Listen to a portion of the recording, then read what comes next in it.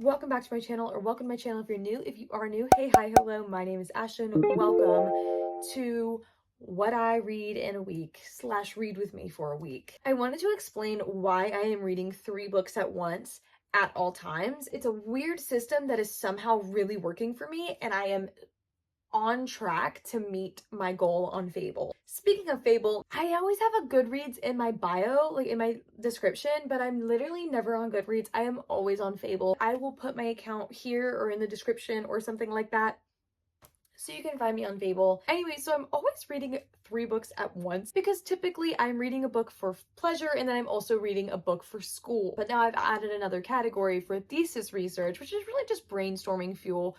And yes, at the time that this video starts, I am currently reading Since You've Been Gone by Morgan Matson for my pleasure read. I am currently reading Tale of Two Cities by Charles Dickens for class. I am also reading The Hunger Games by Suzanne Collins for thesis brainstorming research, which is basically just reading a bunch of young adult dystopian books. Anyway, I hope you guys enjoy this video, and I will see you guys in the next clip. So, I love it. I love it. Specific things about the book that I didn't care for. It's one of those books that makes me remember like why I loved reading in the first place. I love these characters. Okay, so I just finished Since You've Been Gone by Morgan Matson, and we're going to talk about it. Since You've Been Gone is a contemporary YA book written by Morgan Matson, and the book follows a girl named Emily. Emily has this best friend named Sloane, who is basically just like the ideal person. Is never uncomfortable in an awkward situation. Like, everything is just kind of funny. She's able to kind of move through life very easily. They're not afraid of anything. They're very good at small talk. Nothing is ever awkward. They never meet a stranger, like type of thing. Then we have Emily, and Emily is a little bit more timid, maybe I would say. Shy, introverted. Sloane is kind of always pushing her out of her shell a little bit, and Emily just kind of goes along with whatever Sloane says, and like they're living this happy life as best friends, and that's that, right?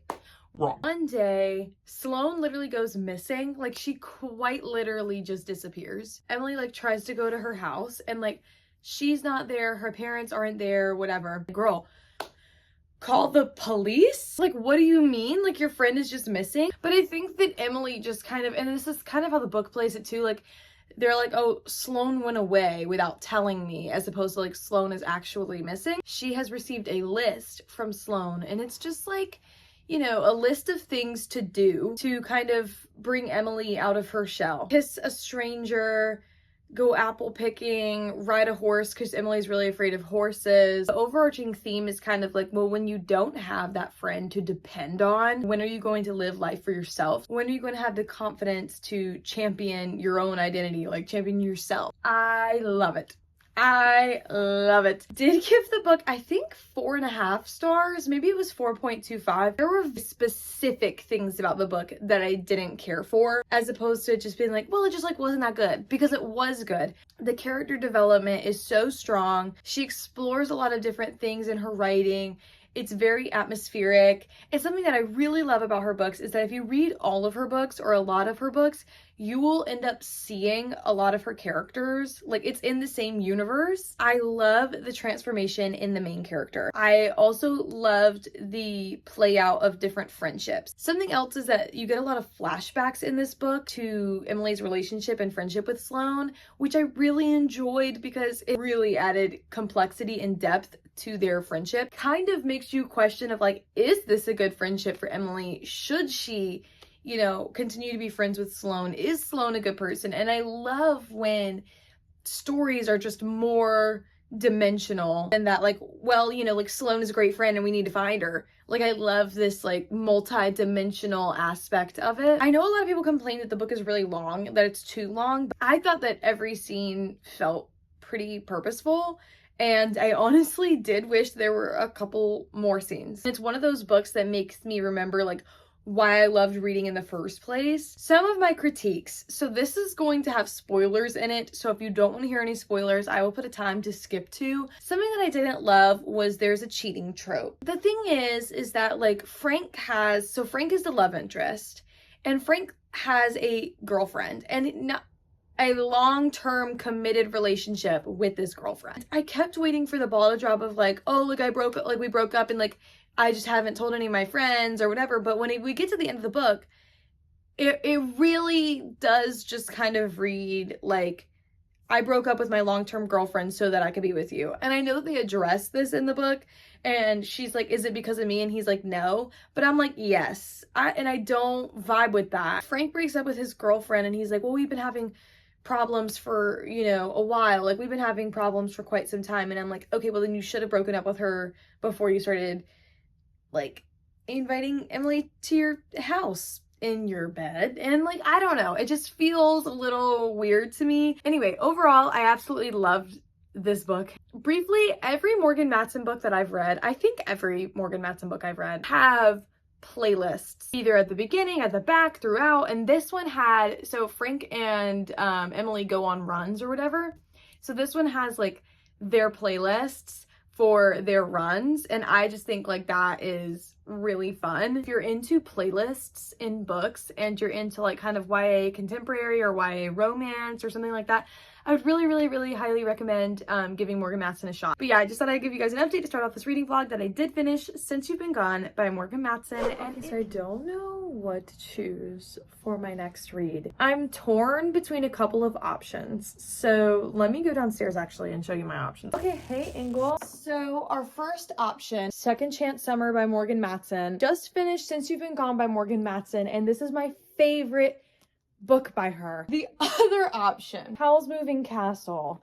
Because here's the thing, I bought this book from Barnes & Noble from like the middle grade section a while ago. I just watched the movie for the first time last night. Really made me want to read Howl's Moving Castle. And it would also be a very quick read, like I said, because it is middle grade. I think my last option for things to read just on my own for fun is Happy Place by Emily Henry. I have started this book once, then I restarted it for like a book, like a tandem, like book club-ish reading with my friend. Then I never ended up figuring out how to edit that video that I filmed with her where we picked this read. I don't think she started it, so I don't know if I should like keep reading it. Yo, I don't know what it is. I think I want to read Howl's Moving Castle. I don't know what it is. You know what? Whatever. I'm going to read Howl's Moving Castle. Okay.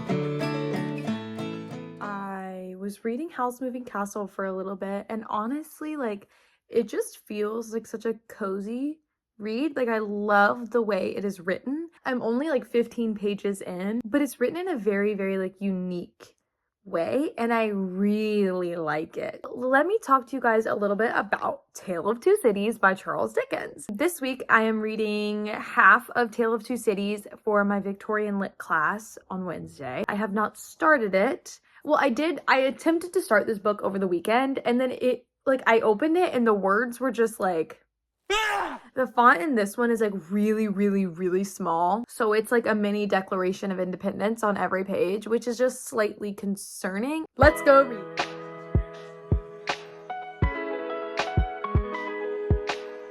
Reading update for Tale of Two Cities. I'm literally on page 12, and that's how it's going. It started on like page 9, so like the story started. So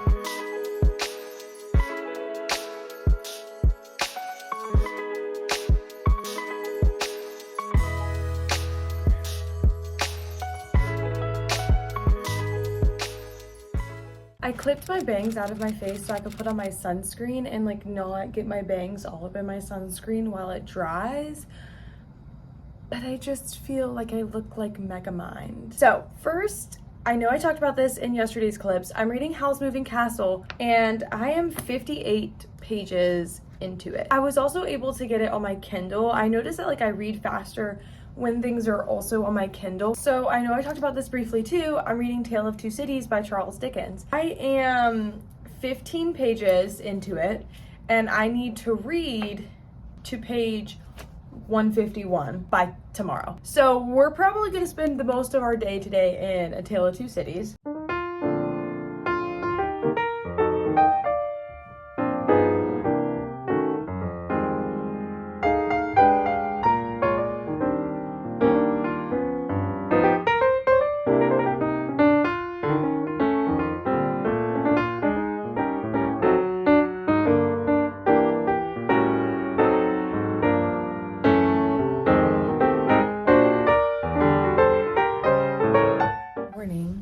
Ignore my hair. I currently have rosemary oil in my hair because what else would I be doing at 8 o'clock in the morning? Precisely that. I did not speak much yesterday to you guys. I fear that this lighting is distracting. If it's not distracting for you, it's distracting for me. I didn't speak much yesterday just because I was trying to get homework done and I started spiraling about how much work I actually have to get done before Friday comes. Sorry, maybe this wasn't the best week to film this video, Ari, but I'm here. So I thought I would give you guys a couple of reading updates. For Tale of Two Cities, so I'm 58 pages in. I need to read to page 155 before 4 p.m. today. So far, the book is kind of slow. They're episodic chapters, so it kind of makes sense, but he does this thing where it's like every chapter feels like its own little like adventure with some characters, and so it's like nothing really has happened. Yeah, I couldn't really tell you the plot. I have been able to pick up the audiobook though for this on Spotify, and that's been really helping because my focus past like 2 p.m. every day is so bad that I literally have to sit there with the book and the audiobook playing and like reading the words. So I think I'm going to pick that up this morning and try to just get done with the reading.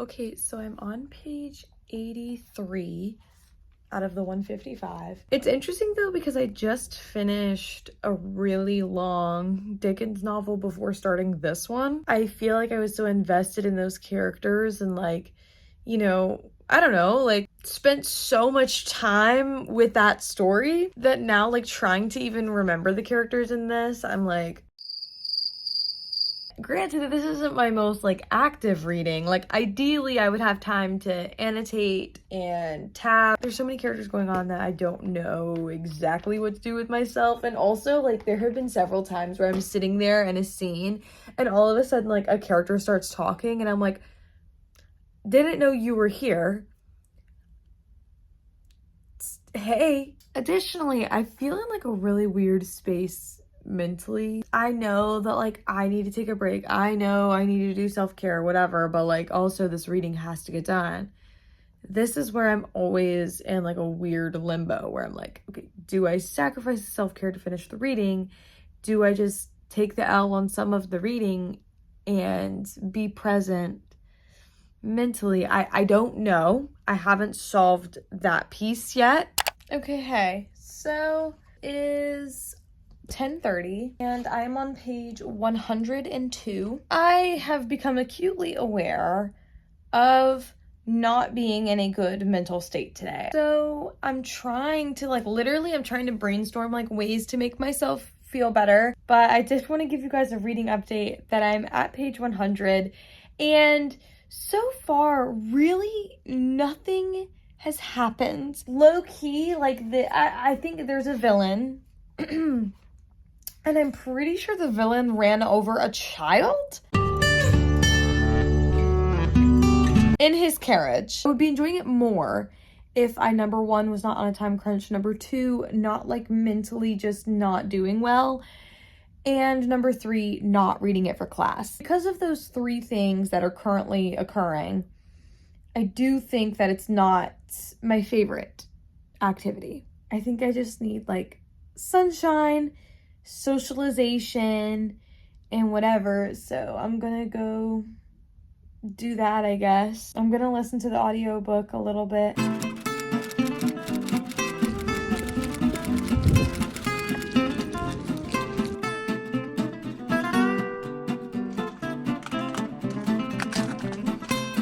Okay, that was really quick and honestly a success, and it honestly brought my mood up. So if the coffee itself is nasty, I'm gonna cry. Came to my current favorite coffee shop. It's very chill, like it's very low key, and that's really helpful for me. Not a lot of people are very loud or in it a lot or whatever, so it's my favorite. It's good. Thank goodness. That brought my mood up significantly, and I paid for it in cash, so it didn't even count. Hey guys, happy Thursday. I have been drowning in homework. I am freaking out a little bit. I wanted to give you guys a little bit of a reading update on Tale of Two Cities though, because I know you guys saw me reading that for the past 2 days, so I wanted to give you an update. And then I also wanted to give you an update on Howl's Moving Castle. I did not make it to where I needed to read for class. I was about 15 pages away, which is pretty close, but apparently a lot happened in those 15 pages, so unfortunate for me. Something that I'm really struggling with, so we're studying the historical novel, and like in that framework there is this like wavering hero, and something I'm struggling with is like I don't know who the main character is. Like I don't know where I'm supposed to be like super paying attention, and the things that are like not as important. It doesn't help that like yesterday at 3 p.m. I was literally listening to the audiobook at 2.5 speed. If you know me, I hardly ever even listen to audiobooks because my comprehension level is so low, so imagine my fear. Although I was still like reading the words, but honestly, at some point I just get to the speed where it's like, it doesn't matter. It does not matter if I got the book in front of me or if I am like running from the cops. Like it does, like my comprehension level is the same. Howl's Moving Castle though, I'm about 25% of the way through it. It just feels like a storybook. I don't know, I just like it. It feels very whimsical, and it's different from the movie, but I'm grateful that I watched the movie first, because sometimes I have a difficult time like visualizing some things if it's just too out there that like I can't even fathom. Like for some reason I just like am not grasping it. This would be, I feel something like that. Like I feel like that my mind would be like moving castle, but there's only this many rooms, but that like I feel like I would just start getting like, I don't know what this looks like. So I am grateful that I watched the movie first.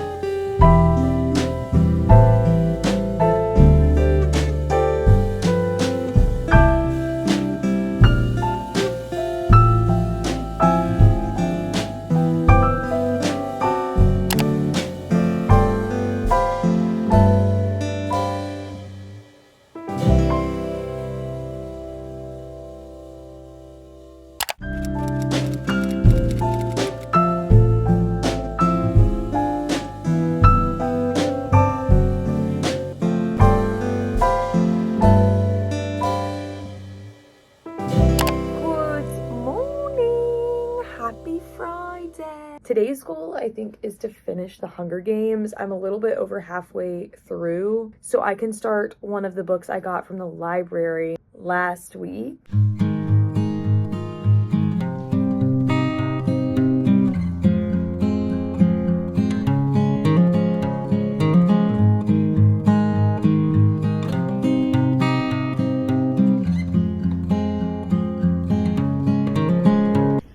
I've talked about this before, but honestly, book PETA, it's not like, oh, like Josh Hutcherson does a bad job playing PETA or anything. It's the writing. PETA's so funny. The interesting thing about book PETA too is that I always forget how great he is until I reread.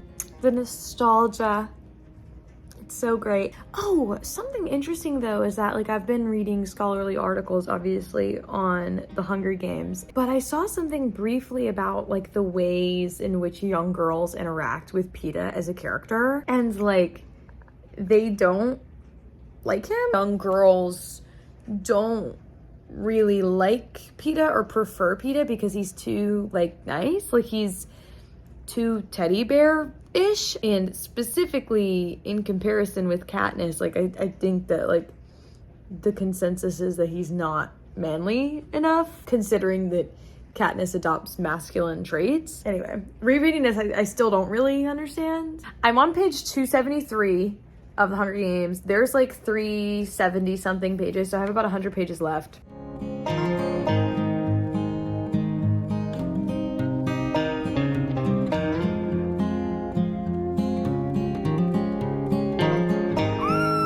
I can't. Listen, I know that like the scenes in the cave in The Hunger Games are like, you know, like that's like pivotal in this series, but like I want to cry. I literally want to cry because I'm like, oh, like, but then I'm also like remembering what happens in the other books, and I'm just like devastated. Oh my gosh, I'm like actually fangirling.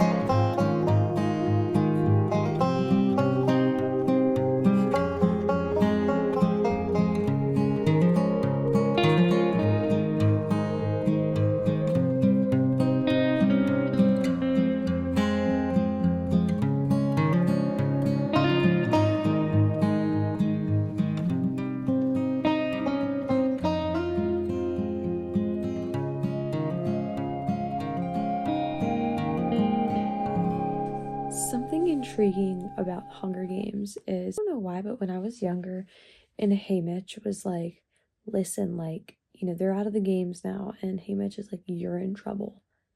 The Capitol is really upset with you for showing them up, and the only defense that you have is that you were so madly in love with this guy that you just weren't thinking clearly. I used to think like, wow, what a cheap ploy. I mean, and I loved these books, but I was like, this is kind of a ploy to get them to emphasize the love triangle. Like, this is clearly a play to get the romance to be the biggest thing in this book. I could not feel more differently about that now. I feel like a big part of this book, like just in getting older and thinking a little bit more critically about some of the stuff that I read, like a question that I keep asking myself is like, why is the Capitol so fixated on these teenagers? Because I know it's kind of like, well, we can take your children from you, but it is a little bit weird, this like relationship. Telling somebody today, like the relationship between Katniss and Peeta and like what's real and what isn't real is so peculiar. Like having to play that up to get sponsors and things like that. Like, yes, on the one hand, like we love a star-crossed lover, but these are children, like these are teenagers, and there's like a part of that that just feels deeply sinister.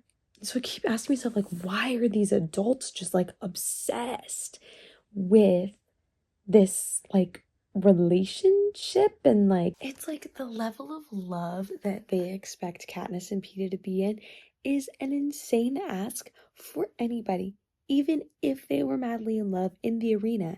Like the way that they're having to act on this show is insane, because like it is such an interesting study of like this separation from violence.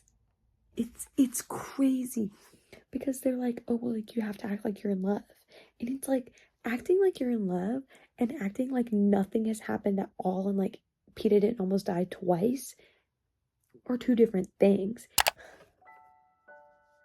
Okay, so I just finished The Hunger Games by Suzanne Collins.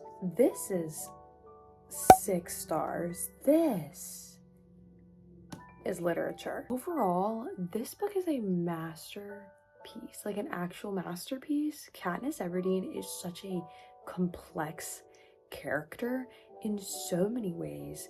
I am so intrigued by her relationship with like morality and her relationship with justice, and like Peeta being this like moral high ground, but then Katniss like living in reality, and like can the two coexist? Also, like I mentioned earlier, really intrigued by the falsehood of this relationship with Peeta, and it's so weird, it's so peculiar. There's just a lot being said in such a short amount of space that I feel like I need to think about this book and reread it again. This needs to be read. It's on the reading list. I need to get through it. And also, I've never really heard anybody talk about it, so I think like, oh, maybe if I read it and I really like it, then I can like tell all of you guys about it.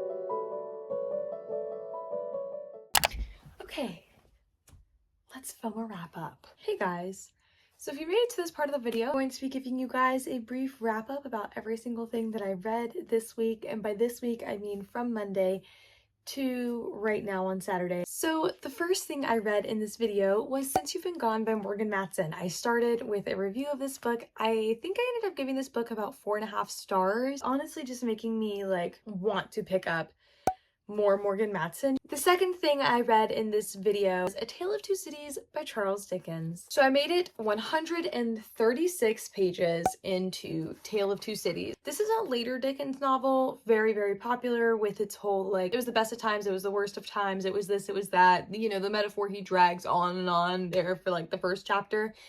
Yeah, so I fundamentally misunderstood that this was taking place coming up on the French Revolution, but Charles Dickens is writing it in the time of just like many kind of smaller revolutions continuously occurring. Dickens just has a lot of characters kind of going on all of the time, coming out of a 700-page Dickens novel and then jumping right into this one. My brain is just tired. It really just feels like what I told you guys in the updates. It really just feels like short stories. I don't really know who I'm supposed to be paying attention to. After that, I read about 46 pages in scholarship for Tale of Two Cities, and I am going to add that to my tally. Then next I finished The Hunger Games by Suzanne Collins. It's honestly phenomenal. I'm not going to say too much because everybody kind of knows what The Hunger Games is about, especially with Hey Mitch's Games coming out soon. So I'm not really going to spend too much time here. It was stunning. Stunning, babe. Also this week, I read Howl's Moving Castle. I do not know how far I am into that book, so I will add it back in editing.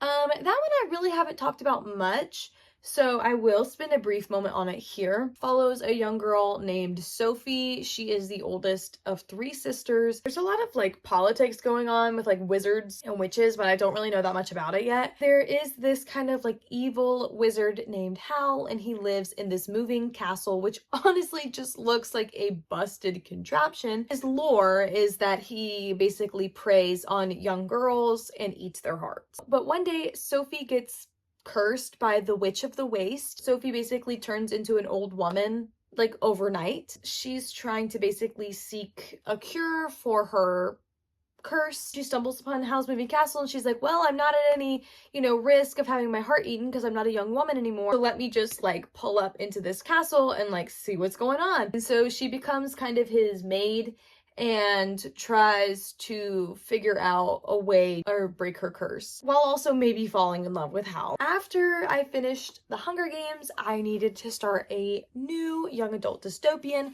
and so I chose Orleans by Sherry Smith. What I didn't realize was that this was really running in the circuit with some other like super popular YA dystopian and fantasy novels at the time, such as Matched by Ali Condi and the Legend series by Marie Lu, which was in my last video when I went to the library. The Fifth Wave by Rick Yancey. Just like most science fiction or dystopian, it is oddly scary how Sherry Smith was able to predict that a quarantine would occur in 2020. That's actually kind of horrifying considering from what I could tell this novel came out in 2013. I am 16 pages into Orleans. So the book is basically about New Orleans keeps getting hit by these horrific and deadly hurricanes, and then a sickness or an illness or a fever, whatever, breaks out along the Gulf. Everyone who lives there is basically quarantined. The tension is that they're forbidden to evacuate if a hurricane or something horrific goes awry. And so what happens is they're basically severed from the United States. And this is like Texas, Alabama, you know, whatever. They're very much thrown in to this story, and you can see a lot of like the remnants of New Orleans in a weird, you know, eerie kind of way. So after they're pretty much like severed from the United States and quarantined where they can kind of just be destroyed by storms, and of course the storms are getting worse and worse and worse, the book picks up in 2056. Basically, people think that nobody is living there any longer, but what's actually occurred is like a new primitive society. From what I understand, the illness that's going around is a blood fever, and they have to live in blood tribes. So basically, like, just living by your blood type. Follows a girl named Fin de la Guerre, and she's living with her blood tribe when they're ambushed, and then she has to take her chieftain's newborn to safety. Then she meets a man named Daniel, who is a scientist who lives in the outer states, and it literally just says, brought together by chance, kept together by danger, they are each other's last hope for survival. I don't know that I love this setting, but I am here. So, yeah. That is everything I read this week. Yeah, I think that's all I have to say. Thank you so much for watching, and I will see you guys in the next video.